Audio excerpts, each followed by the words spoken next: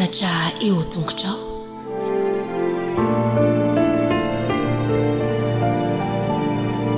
Sotran'Andriamanitra indray sika ry zazakely sy zazamonono fanomeny sabata. Tonga ao anatin'ny sabata fitsaharana sika dia hisaotra an'Andriamanitra, hidera azy dia hiaraka hivavaka ihany koa. Faly miarabantsika rehetra ary tonga soa atao anatin'ny sabata. Andao ary sika hiaraka hivavaka dia hisaotra an'Andriamanitra. Akambana ny tanana, ahondrika ny loha dia akipy tsara ny maso. Andriamanitra, faly zahay satria tianay loatra ianao dia nomenao anay izao sabata izao mba hitsaranay miaraka aminao. Dia mba hideranay ianao ihany koa sady hisaoranay ianao noho ny fitahiana izay nomenao. Dia mangataka izay Andriamanitra omeo fahendrena mba hideranao amin'ny fonay rehetra. Sady hiaino teninao koa zahay dia mba hifantoka tsara amin'ny anaran'i Jesosy. Amen. Tonga atao anatin'ny fandaharana izay natokana ho antsika zazakely indray izany izao ny lesona hoentiko aminareo amin'ity anio ity dia mitondra ny lohateny hoe rano sy sakafo tsy nampozina. Rano sy sakafo tsy nampozina. Ny teny natao tadidintsika atao tsy anjery dia voasoratra ao amin'ny Filipianina 4:9-7. Dia mihaino tsara aloha nareo izany izao izao ilay izy. Fa Andriamanitro ahatanteraka izay rehetra tokony ho anareo. Averiko indray fa Andriamanitro ahatanteraka izay rehetra tokony ho anareo. Andao ary araka anao amin'izay sika rehetrarehetra. 1, 2, 3. Fa Andriamanitro ahatanteraka izay rehetra tokony ho anareo. Bravo! Mahay nareo rakizy. Dia izao hanohy an'ilay tantaran'ny zanak'Israely tany anefitra izany sika izao. Izany efitra izany mantsy rakizy dia tany maina be, ohatran'ny lokon'ity tableau asehoko anareo ity, vovoka be fotsiny na fasika. Fa tsy misy hazo any dia tsy misy rano any dia tsy misy voninkazo any tsy misy zavaboary any fa maina be ohatran'izao tableau asehoko anareo izao. Rehefa nandehandeha tany ny zanak'Israely mandeha dia ny hafanana masoandro mamay be, eny amin'ny lanitra mangamanga be, mamay be, mafana be. Reraka ny zanak'Israely nandeha dia nanomboka nasehony tamin'ny tarehany fa reraka izy ireo dia nanomboka nimenomenona rakizy izy. Nimonmonina sy nimenomenona tamin'ny Mosesy izy. Nona be izay izany, tena nona be. Any tany efitra tsy misy sakafo azo vidiana, tsisy mpivarotra any, dia tsisy zavatra maniry azo hohanina any. Tena nona izany, tena nona be izany. Dia nanomboka nanana faharetana indray Mosesy, niaino ny monomonony zareo dia nangataka tamin'Andriamanitra izy. Andriamanitra, ampio reto vahoaka reto fa nona be nge hono izy ireo nohenoin'Andriamanitra ny vavaka nataony Mosesy. Dia rehefa natory izy ireo tamin'ny alina rakizy dia nifono maraina dia samy mifoha daholo dia nanomboka mikosokosoka maso daholo. Maraina ny andro. Jery teny an-tokotany izy rakizy dia nisy zavatra vaovao hitany teny. Fa nandatsaka zavatra boribory fotsifotsy Andriamanitra, nilatsaka ohatran'ny oram-panala, ohatran'ny laneige avy any an-danitra. Dia gaga ry zareo, fa inona itony fa inona kay itony tsy fantatry zareo. Dia faly ery Mosesy niresaka taminy hoe reny ny sakafo izay natao hohaninareo. dia nanandrana araka izy hoay e, dia nohaniny le izy. Tsara be kosa izy izany sady mamy be ohatran'ny tantely, misy tantely le izy. Dia nantsoindry zareo hoe mana ny anaran'ilay zavatra boribory izay nilatsaka eran'ny tokotany nipetrahany zareo feno. Samy nanangona ry zareo, dia nanangona ry zareo, nanangona ry zareo dia nentiny tany an-trano dia nataondry zareo sakafo. Dia voky daholo ny olona izany izao, samy nanangona avokoa. Dia faly izy misaotra anao Andriamanitra fa tena voky zahay. Dia rehefa avy eo nefa dia natsiaro maina be indray molotrany. Mangetaheta indray izany, tena mangetaheta be te hisotro rano. Any amin'ny tany maina be, tany efitra tsy misy rano.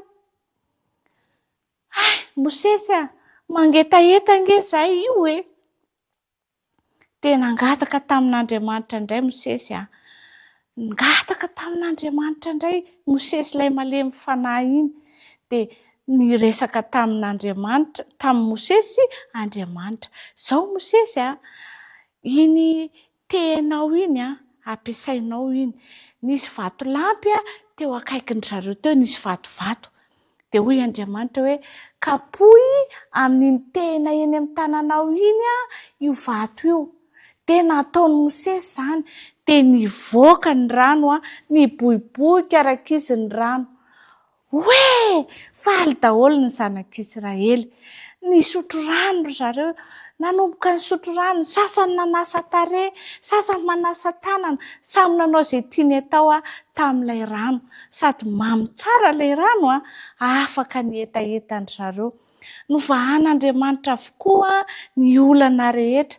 Rehefa noana izy dia nomen'Andriamanitra mana nilatsaka avy any an-danitra dia nanangona tamin'ny arona ry zareo no hohaniny dia voky. Rehefa nomeny maina indray izy fa nangetaheta dia novahan'Andriamanitra indray ny olana. Nasainy kapohan'ny Mosesy tamin'ilay tehina ny vatolampy dia nivoaka rano. Satria Andriamanitra efa nampanantena an'ireo vahoaka ireo fa hiahy azy, hikarakara azy dia nataon'Andriamanitra izany rehetra izany. Satria tiany loatra nge ireo olona ireo e. Dia isika koa nge tena tian'Andriamanitra e. Dia manampy antsika foana Andriamanitra.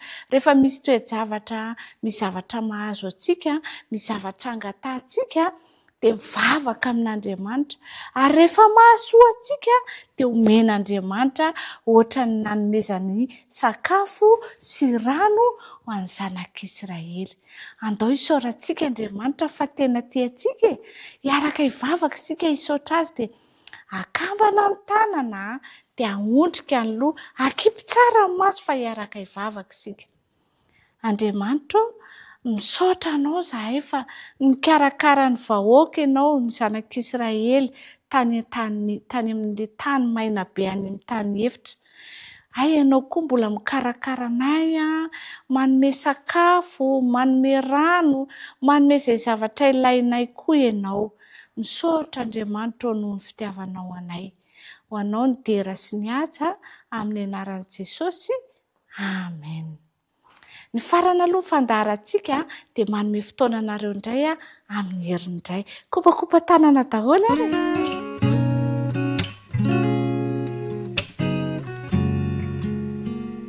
Faly miaraba ny kilonga rehetra indray. Coucou, salama tsara ve? Eny ary, efa vonona anaraka ny lesona indray ny kilonga. Herinandro 5 sika izao. Fa meloha izany andeha akambana indray ny tanana. Dia ahondrika ny loha, akipina maso fa hivavaka isika. Jesosy malalo, misaotra anao zahay fa notahinao nandritry ny eny aman'iny. Tratra izao fotoana izao indray zahay afaka hamerina ny lesona. Jereo izahay Jesosy eo, ome fahentrena, ome fahaizana mitadidy, fahaizana miaino ary meteza eo anilanay. Amin'ny anaran'i Jesosy no angatana hivavaka. Amen. Eny ary, herinandro 5 sika izao. lohateny miaraka isa 2 mitombo hatrany, mitombo hatrany. Manahoana ny tsy anjery ao amin'ny Lioka 2:2-5. Ary Jesosy nitombo saina sy tena ary nandroso fity tamin'Andriamanitra sy ny olona. Ary Jesosy nitombo saina sy tena ary nandroso fity tamin'Andriamanitra sy ny olona.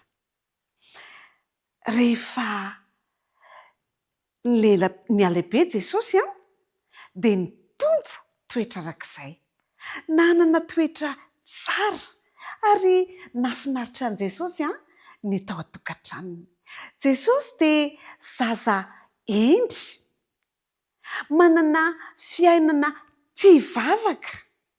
Ka raha vao mifoha maraina izy dia amboary ny fandrianany, dia mandohalika izy mivavaka. Isan'andro dia toy izay foana ny fiainan'i Jesosy. Ny hariva ihany koa, alohan'ny hidirana ao anaty fandriana dia mandohalika eo tongom-pandrianana izy mivavaka. Mino aho fa manao an'izany daholo koa ny kilonga rehetra. Dia toy izay ny fiainan'i Jesosy. Jesosy ihany koa dia zaza tia manampy an'i dada sy neny. Manampy an'i neny izy rehefa vao maraina, rehefa vita ny vavaka, mikarakara sakafo, mahandro vary, manamboatra ny latabatra fisakafoanana, mamelatra ny vilia. Rehefa atoandrotandro iny izy dia lasa izy makao amin'ny trano fiasanany dadany. Trano tsotsotra izay ny tranony zareo. Trano tsy be entana be, fa trano milamina, trano mahafinaritra. Dia makao am-piasanany dadany izy dia iraisiny marito. Pan, pan, pan! Mikapoka manamboatra tongotseza izy, manamboatra zavatra miaraka amin'ny dadany ao. Zaza endry Jesosy nitombo saina izy, mahay zavatra izy satria tia manampy ny ray aman-dreniny. Nitombo tena ihany koa izy satria mahay ny asa atao an-tokantrano dia afaka manampy any dada sy neniny. Ary mandroso fity eo mason'Andriamanitra sy eo mason'ny olona izy satria tia an'Andriamanitra, mankatoa an'Andriamanitra ary mankatoa ny olona rehetra izay manodidina azy. Mitsikitsiky amin'ny olona manodidina azy izy, miarahaba ny olona manodidina azy izy, ary mahafinaritra azy ery ny manao hira fiderana ao amin'ny trano fiasany. Ao amin'izay rehetra ataony dia midera an'Andriamanitra Jesosy. Miasa izy, dia misakafo izy, milalao izy ary mitombo isan'andro ny zavatra hainy. Mitombo ny fahalalana eo aminy ary mitombo arak'izay ihany koa ny tenany. Izay momba an'i Jesosy. Be fitiavan'i Jesosy n'inona zavatra mitranga. Manampy ny olona manodidina azy izy. Manome fifaliana ho an'ny olona manodidina azy izy, ho an'ny dadany, amin'ny mamany ary ny olona rehetra izay mifanerasera aminy. Na dia tsara fanahy ohatr'izany ary anefa Jesosy dia misy olona ratsy fanahy aminy foana. Misy ankizy manome anarana hafahafa azy. Misy ankizy mihomehimehy azy rehefa manampy ny olona Jesosy. Tsy mampaninona an'i Jesosy izany, fa mivavaka ho an'ireny olona ratsy fanahy amin'ireny izy. Be fitiavana mandrakariva i Jesosy. N'inona mitranga eo amin'ny fiainany dia maneho fitiavana izy. Na ny manodidina azy indrindrandrindra manome fitiavana an'Andriamanitra ary tia midera an'Andriamanitra izy eo amin'ny fiainany. Mino fa manao an'izany avokoa ny kilonga rehetra. Rehefa ao an-trano manampy an'i dada sy neny, manampy an'i neny manao raharaha, dia mihira manao hira fiderana ho an'Andriamanitra. 12 taona Jesosy. Isa-taona dia makany a Jerosalema ny olona manao ny fetin'ny Paska. Rehefa feno 12 taona Jesosy dia nanapa-kevitra Maria sy Josefa hoe andao isika hiakatra ho an'i Jerosalema ihany koa hanao ny fety firavoravoana. Dia nandeha lavitra ny lalana nandeha be zareo.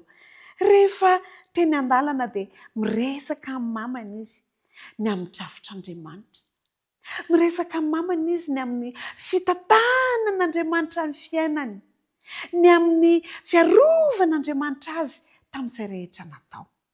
Ary fantatr' Jesosy ihany koa fa misy fiarovana ho an'ny firenena izay mahatoky amin'Andriamanitra. Rehefa nandeha elaela ry zareo dia tazana Jerosalema faly ny ankohonana ray manontolo Dada, Josefa, i Neny, Maria ary i Jesosy. Nanomboka ny andro fankalazana ny Paska. Niditra tao am-piangonana, niditra tao amin'ny tempoly i Jesosy, Josefa ary Maria. Rehefa tonga tao izy mandinika ny zavatra rehetra. Tonga saina izy hoe ary ohatrany manondro ahy daholo anie izany zavatra izany e. Ohatrany miresaka momba any izany zavatra izany. Izany iny lazaina amin'izany zavatra rehetra izany. Ary tena izany tokoa. Nisy sorona natao ho Jesosy izany. Nisy fotoam-pivavahana natao ho Jesosy izany. Hitan'i Jesosy ny mpampianatra sy ny fariseo tao amin'ny sinagoga dia nipetraka mangina teo tongotr'izy ireo Jesosy. Ny haino ny tenin'izy ireo. Nanaraka ny fampianarana nataon'izy ireo. Ary nametraka fanontaniana izy ny amin'ny fiavian'i Jesosy, ny amin'ny fiavian'ilay mpamonjy. Mahafantatra an'izany fiavian'ilay mpamonjy Jesosy izany ve. Ireto mpampianatra sy fariseo pastera izany tao amin'ny sinagoga reto. Gaga sy talanjona ny mpampianatra. Ahoana ny nahaizan'ity tovolahy kely ity an'izany zavatra izany? Ahoana ny valin'izany fanontaniana izany fa ohatran'ny sarotra ny hamaly an'izany fanontaniana izany? Tena nahafinaritra an'i Jesosy ny fotoana tao amin'ny tempoly. Nahafinaritra azy ny zavatra rehetra izay natao tao amin'ny tempoly. Rehefa tonga ny fotoana anginana na iaino dia mangina Jesosy. Endry tsara izy, tsy mitabataba izy, tsy mikofokofoka izy, tsy mandehandeha ny fiangonana izy, fa miaino, liana tsara. Rehefa tonga ny fotoana hametrahana fanontaniana satria nanaraka izy dia manangan-tanana Jesosy, miandry ny fotoana mezina fitenenana azy dia mametraka fanontaniana izy na mampianatra ihany koa. Nahafinaritra ny fotoana mamy, fotoana nahitana fifaliana satria fotoana nahafahana nideran'Andriamanitra tao amin'ny fiangonana. Tapitra ny fotoana tany amin'ny fiangonana ary andeha hody amin'izay, tapitra ny fetin'ny Paska, andeha hody amin'izay. Nangorongorona Maria sy Josefa, aiza daholo ny entana Maria, aiza daholo, ndao tsika andeha. Nentina ny entana, dia nandeha. Efa nandeha iray andro zareo ary nakaizy Jesosy. Lasa ny aloha any angamba Jesosy teo. Ry zareo sao dia mba hitanareo any aloha any Jesosy? Tsy hitanay izy. Nitodika indray any aoriana any aminareo any anga Jesosy izay reto. Tsy miaraka aminay aty izy. Sao dia mbola lasa nilalao niaraka amin'ny namany ve Jesosy? Aiza ary Jesosy? Anontaniana daholo ny olona. Tsy hita Jesosy. Very ve? Tomany Maria. Akaiza ary Jesosy? Dia very ve Jesosy? Tsy very izany izy. Andao Josefa, andaontsika hiverina any amin'ny tempoly any Jerosalema fangambany any izy. Tena andeha niverina. 2 andro, 2 andro, tonga tany amin'ny tempoly. Nenona.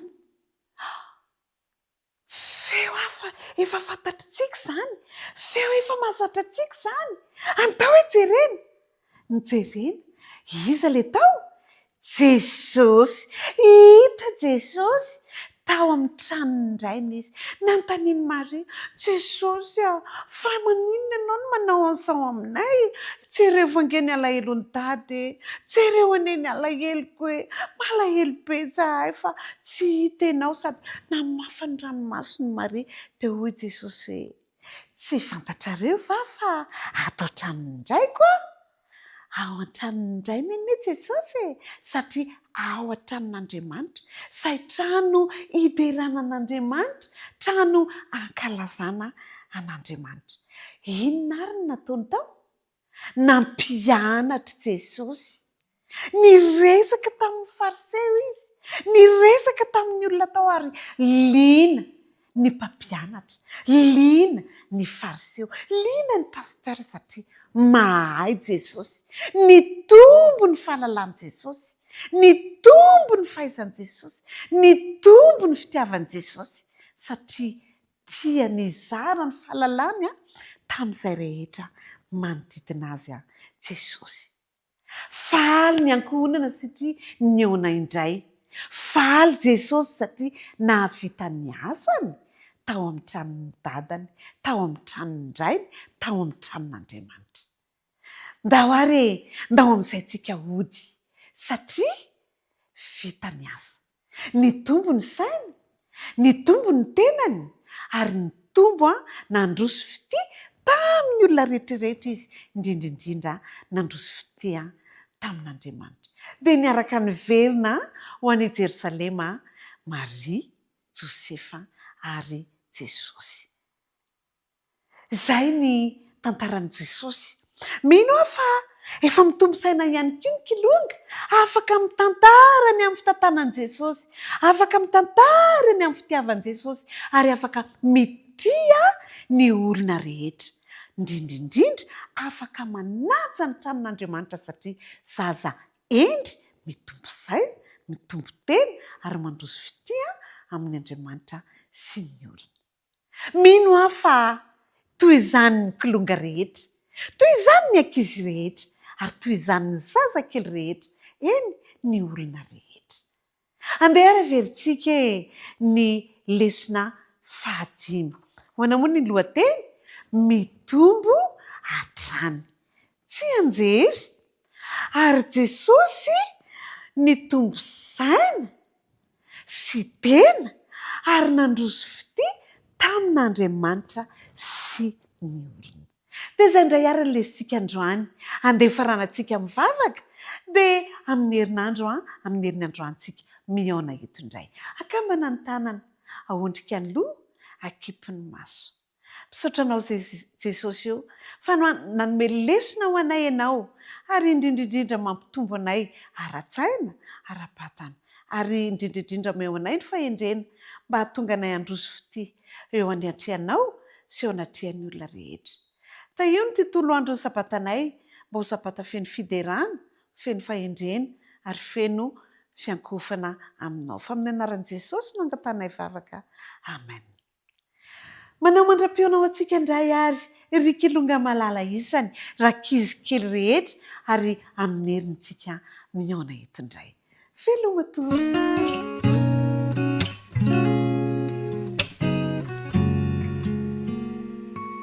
Amin'ny fofenao Ravona Mandrakariva rakizy namako no hiara-bako anareo tsirairay avy tratry ity sabata mahafinaritra ity, ary dia manonona mandrakariva ny fahasoavan'i Jesosy ho amin'ny ankizy rehetra.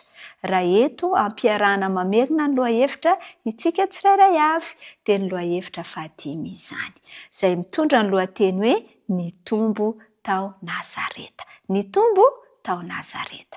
Raha vao resaka Nazareta rakizy, iza ireny tsaroantsika amin'izany Izay indrindra Jesosy. Ny tantaran'i Jesosy no resahana eto. Manana andalan-teny mahafinaritra isika izay natao tsy anjery. Izany dia hitantsika ao amin'ny Petera 2:7-12.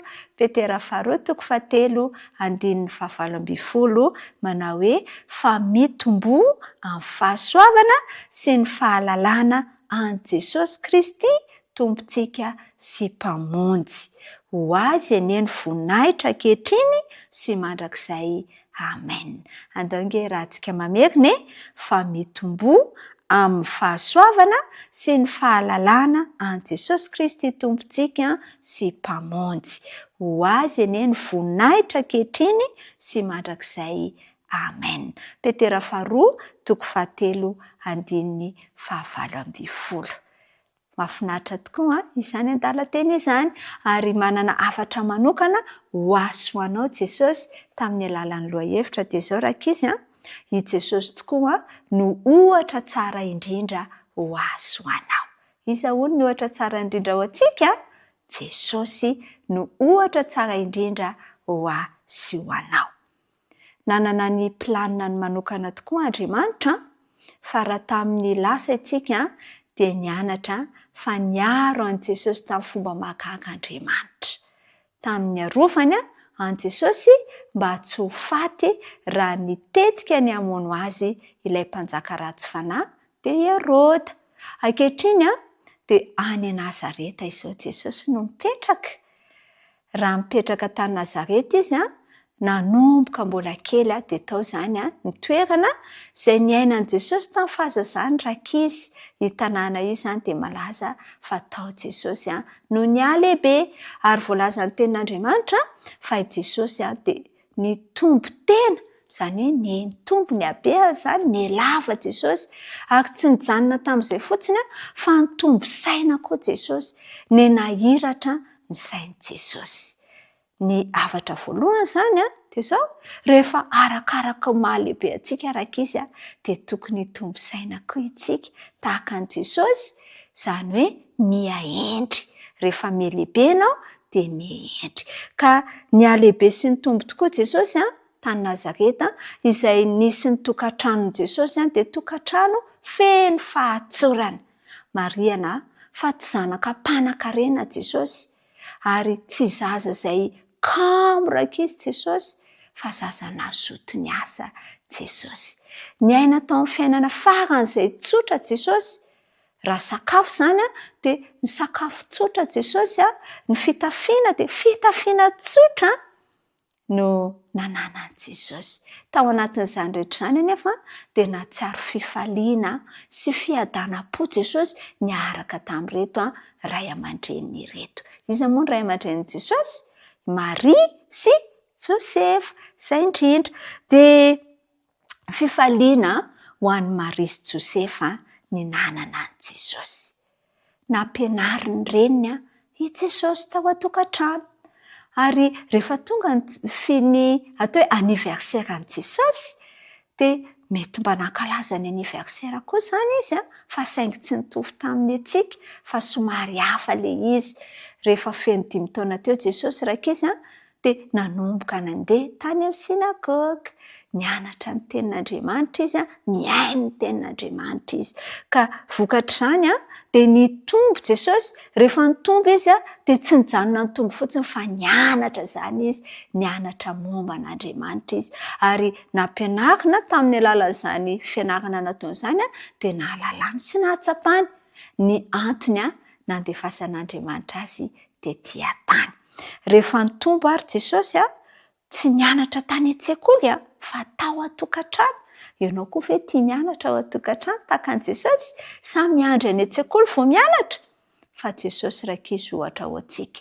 Mahafinaritra ary mitondra soa lehibe ho antsika ny fanekentsika koa hianatra ao an-tokantrano. Be da be ny zavatra azontsika ianarana ao an-tokantrano.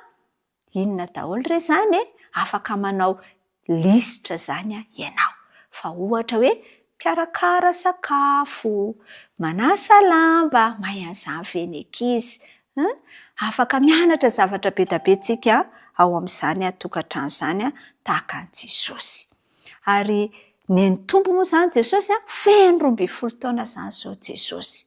Dia arak'izay koa mitombo ny andraikitra izay asaina sahanin'i Jesosy. Ankehitriny dia faly Jesosy satria nampianarina azy fa rehefa feno 12 taona rakizy dia afaka makany amin'ny tempoly mamonjy ny fankalazana ny Pasika.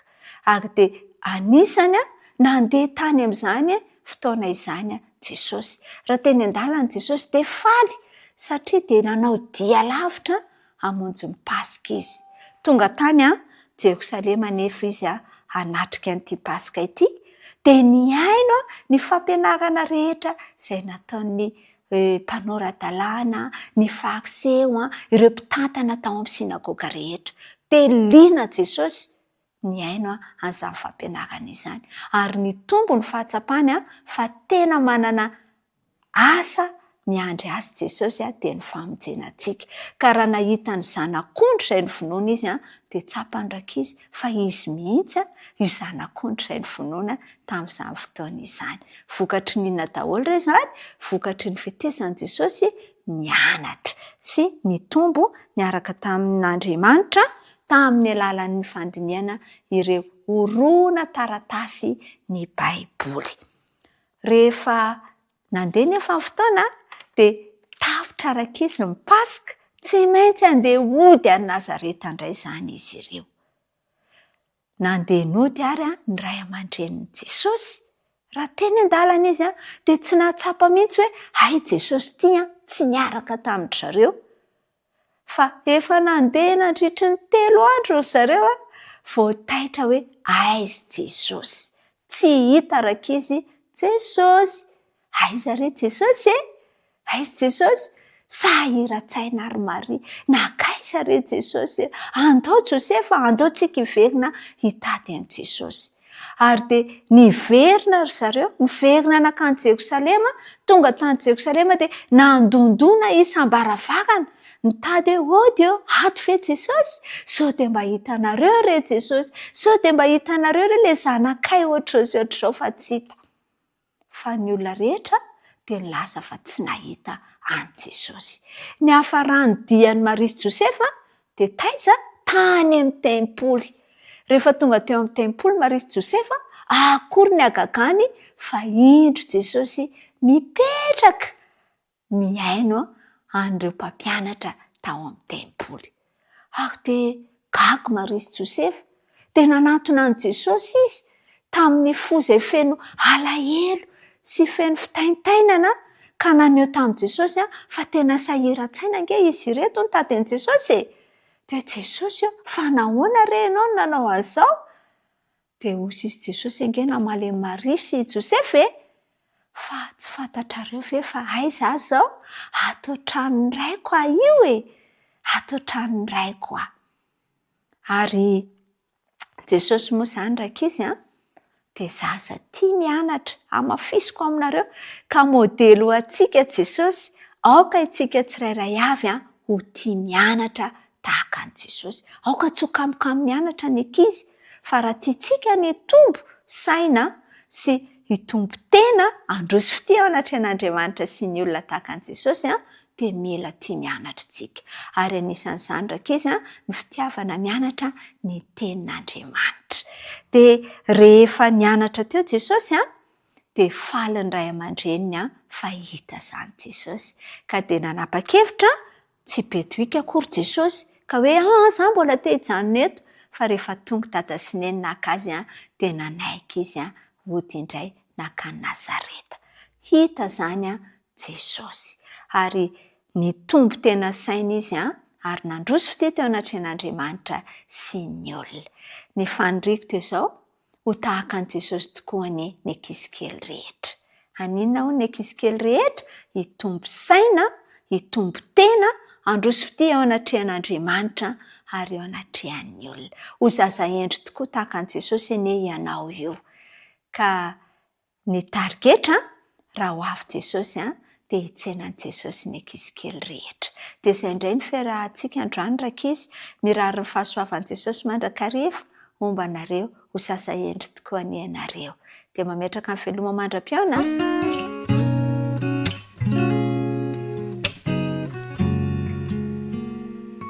Miarabantsika tanora 7 ka hatramin'ny 12 taona indray. Hiaraka amerina indray isika sy hamitina izay nianarantsika nandritry ny herinandro dia ny lohahevitra 5 izany. Mino aho fa efa nianatra tsara daholo ny tsirairay manana lohateny tsika hoe ilay tian'ny ray indrindra. Ilay tiany rainy indrindra. Dia nanana toko sy andininy izay naverimberina, natao tsy enjery ihany koa isika. Dia ny petera voalohany toko 2, andininy 7:20 manao hoe manaja ny olona rehetra, tiavany rahalahy, matahoran'Andriamanitra, manaja ny mpanjaka. Ny zavatra hitantsika dia haintsika tsara fa iza izay tiany rainy indrindra izay? Josefa, izay indrindra. Ny zavatra mahagaga nefany dia tsy hoe zavatra nahafinaritra be ny zavatra niseho tao, na dia misy ara hoe tiany ray indrindra, izany hoe nisy fitiavana be izany tao, nisy fifankatiavan'ny dada sy ny zanaka tao, dia tsy voatery zavatra nahafinaritra be ny toe-javatra nisy tao. Zavatra mahagaga amin'ny tenin'Andriamanitra dia tsy hoe izay zavatra tsara indrindra no lazaina ao anatiny ao, fa misy zavatra mampalahelo, misy zavatra tsy dia tsara ihany koa avelan'Andriamanitra soratana ao amin'ny Baiboly, tantaraina ao amin'ny Baiboly. Midika ve izany fa tsy tsara Andriamanitra? Tsia, tsara izy, fa misy lesona tiany hampitaina amintsika, misy lesona tiany ho raisintsika mba hahafantarantsika ny hoe ny toe-javatra anankiray dia mitondra vokatra ohatran'izao, dia mila andraisana lesona izany. Izay indrindra nanomezana antsika an'ity lohahevitra anankiray ity, satria toe-javatra izay miteraka korontana tao anatin'ny tokantrano ity le hoe ilay tiany rainy indrindra, izany hoe nisy fiangarana izany tao, firy izy ny miray tam-po, be da be, maro be izy ny mpiray tam-po tao, kanefa misy anankiray miavaka kokoa, dia i Josefa izany. Hitantsika nandritra ny herinandro fa namena fanomezana manokana hafa mihitsy i Josefa raha mitaha amin'ireo mpiray tam-po taminy, ary tena nifankahazo am-po akaiky kokoa ny dadany sy Josefa, dia nahatonga fialonana tamin'ireo rahalahiny izany. Io fiangarana io dia efa hita ny dadany tsara mihitsy fa nisy fiantraikany ratsy teo amin'ny mpiray tam-po taminy, kanefany tsy nanovan'izany fihetsikany ny dadany, fa mbola nitohizana ihany ilay fiangarana tamin'ny zanany. Rehefa niseho izany fialonana izany, dia niampy indray ny zava-doza. Nanina hozy izy nareo? Nanofy indray Josefa, ary indroa mihitsy izy nanofy.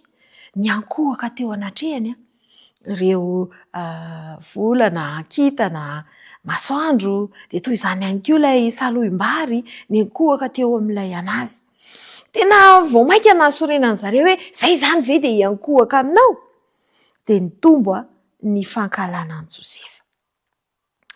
Hitantsika aloha hatreo fa ny tsy fitoviana eo amin'ny fomba fitondrana ny hafa dia mitondra olana foana. Na eo amin'ny samy mpinamana ary, inoko fa mananamana maromaro ianao sa tsy izany? Dia indraindray misy hoe ianona tiana kokoa, dia ianona tena na dia namana ary ohatran'ny tsy dia tiana, dia indraindray misy fiangarana eo anatrehan'izy ireny, dia mitondra tsy filaminana izany. Mety hoe mpiray tam-po, mety hoe ny ray aman-dreny tsy mitondra ny fitondrana ny ankizy, na eo amin'ny fifandraisana mihitsy, dia raha vao misy izay fiangarana izay, dia inona foana ny zavatra miseho? Olana foana ny zavatra miseho. Ny lesona izay nianarantsika nandritra ny herinandro izany dia nanampy antsika hahafantatra fa tokony ampitoviana avokoa ny fitondrana ny olona rehetra, satria samy tian'Andriamanitra ary samy navotan'Andriamanitra ny tsirairay avy amintsika, tsisy ankanavaka, dia tokony hitovy ihany koa ny fitondrana ny tsirairay.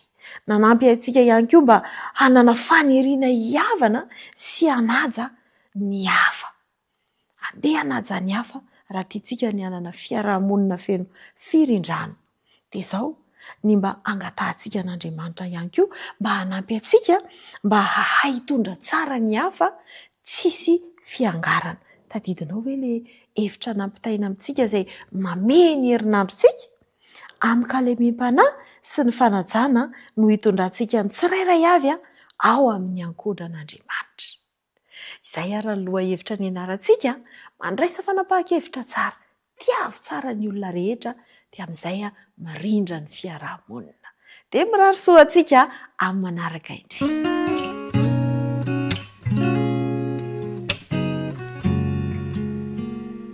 Miaraban'ny tanora mantoanto rehetra indray ireo 13 taona sy 14 taona. Miaraban'ny zoky ny Ray aman-dreny ny zandry rehetra ihany koa. Nahatratra ity fotoana ity isika izay ahafahantsika mamerina ny lesona 5 izay nianarantsika nandritry ny herinandro. Ny lohatenin'ny lesona izay nianarantsika dia manao hoe mitaratra ny endrik'Andriamanitra. Mitaratra ny endrik'Andriamanitra. Ny andininy natao tadidiana dia izay hitantsika eo amin'ny Korintianina 2:7 andininy 12. Atao hoe rahantsika mamerina. Fa isika rehetra kosa mitavatsy misarona dia mijery ny voninahitry ny tompo toy ny amin'ny fitaratra ka hovana azo izany endrika izany avy amin'ny voninahitra ka ho amin'ny voninahitra toy ny avy amin'ny tompo dia ny fanahy. Nisy tovolahy anankiray, Miguel ny anarany. I Miguel rehefa nandeha nodina kany an-trano izy dia nahita tovolahy anankiray milanja boky maro be. Toa mivembena ny fahitany azy. Ary rehefa nivembena teo izy dia nianjera avokoa ilay boky teny aminy. Niazakazaka Miguel nanampy an'ity tovolahy ity, nanarina ireo boky rehetra dia nanampy azy mba ho any an-trano hitaona n'izany boky izany.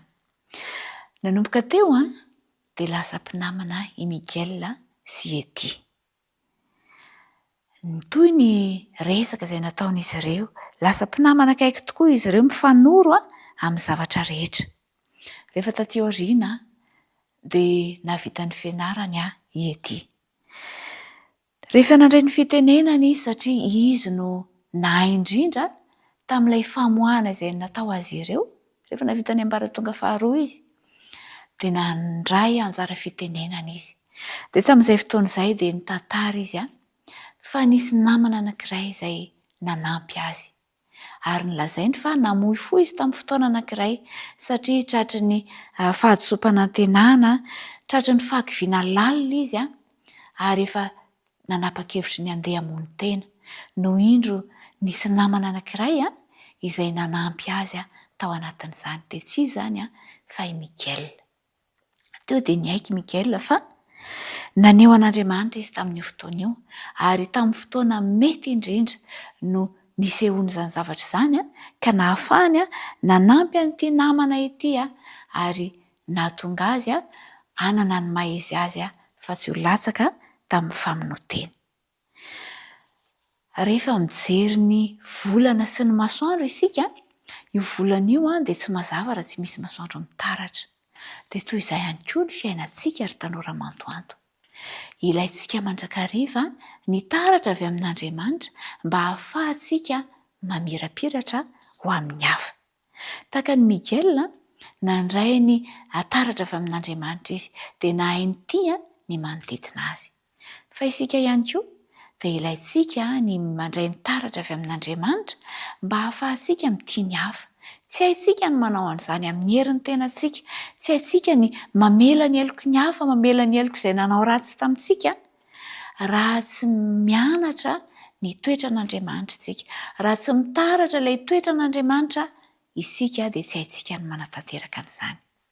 Fa ampianaran'ny lesona antsika nandritry ny herinandro iny fa ilaintsika indrindra ny mibanjina an'i Kristy, mibanjina ny fahatsaran'Andriamanitra rehetra dia hovana isika ahazo izany voninahitra ho amin'ny voninahitra izany. Dia izao ilaintsika ny mangataka ny fanamasina isan'andro. Raha mbola andro koa ny andro dia asaina ianao mba hanokana fotoana mba hiresahanao amin'Andriamanitra, hangatahanao ny fanamasina mba hanampy anao ka tena hitaratra ny endrik'Andriamanitra tokoa ianao eo amin'ny fiainanao. Araka ny anarantsika tamin'ny herinandro dia zanak'Andriamanitra isika, noforoan'Andriamanitra araka ny endriny isika dia tokony ao an-tsaintsika mandrakariva fa ilaintsika ny maneho an'izany endrik'Andriamanitra izany amin'ny manodidina antsika. Ilaintsika ny mizara fitiavana amin'ireo hafa rehetra, na dia olona tsy mahateo tia na dia olona mahasosotra antsika aza dia ampianarin'Andriamanitra isika fa afaka manao an'izany isika rehefa mitaratra ny endrik'Andriamanitra, rehefa mahafantatra sy mandalina tsara ny toetran'Andriamanitra tsara ao anatintsika. Dia nirariako ry tanora mantoanto andeha isika hangataka ny fanamasina dia aneo ny endrik'Andriamanitra amin'ny hafa rehetra. Tsy ny maha ianao anao no aseho anao, fa ny maha izy an'Andriamanitra eo amin'ny fiainanao. Ka andeha isika handray ny taratra tsara avy amin'Andriamanitra dia hanaparitaka izany amin'ny hafa rehetra dia hisintona ny hafa ihany koa mba hahita ny voninahitr'Andriamanitra sy ny fahatsaran'Andriamanitra eo amin'ny fiainantsika. Mirary soa indrindra re dia mirary fampiarana tsara dia ho amin'ny manaraka indray.